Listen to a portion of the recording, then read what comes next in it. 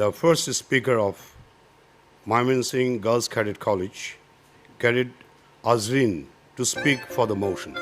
In this grand symphony of economic progress, we picture remittance as our background singer, where the main vocals microphone only belong to export-oriented business environment. Honorable moderator, judicious panel of judges, fellow debaters, and today's distinguished guests, a very good day to you all. The motion of today's debate is, developing an export-oriented business environment is a better driver of the economy than relying on remittance income. And we firmly stand as today's proposition. I, as the first speaker, will be defining the motion, my second speaker will be elaborating the facts, and my third speaker will do the rebuttal. Now, before defining the topic, I'd like to enlighten the term foreign currency. Foreign currency is a form of monetary exchange with a foreign country. And foreign currency is mainly earned in two ways. Number one, remittance, and number two, export. Remittance is the money earned by the citizens working abroad and sent back to their home country. Export means to send goods and services to foreign countries in exchange of money.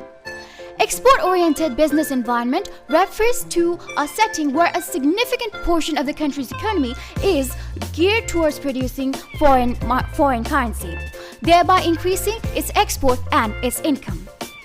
Remittance income is often serving as a crucial source of income for the foreign country. Now, driver simply means a factor or component that accelerates the economic growth of the country. And lastly, the motion of today means that developing an export-oriented industrial environment is a better choice for the economic growth of the country than relying on remittance. And this is what we believe and what we are going to prove today. Now let's move on to some of the arguments to prove my stand. Firstly, economic diversification. Relying solely on remittance puts the country at the risk of over-dependency on a single source of income.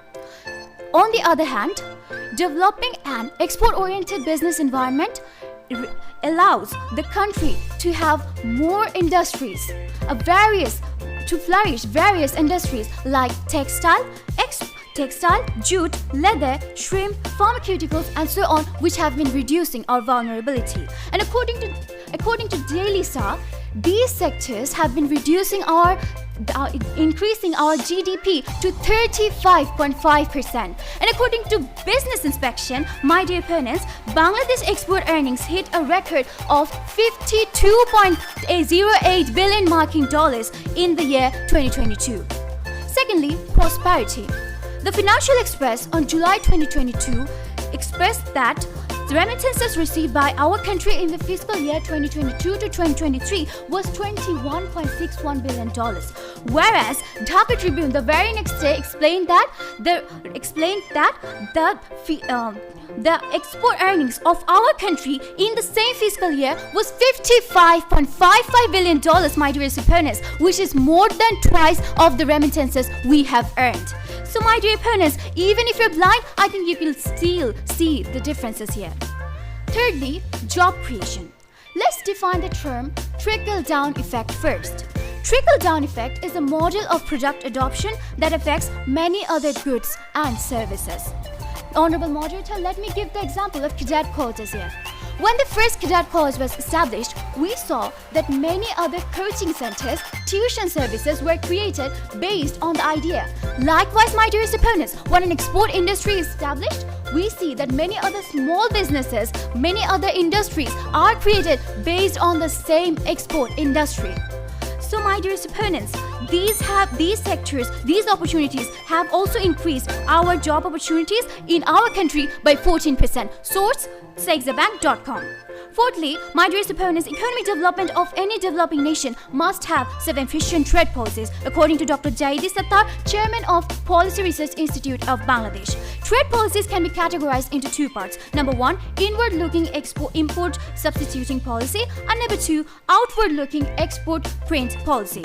Now, when you export something, it brings you profit with interest, while remittance only is a direct source of income. My other following speakers will have other points on this motion that they will continue on. To sum up, Relying solely on remittance income is like keeping a pet goldfish in a fishbowl, and it's time we set our sights higher.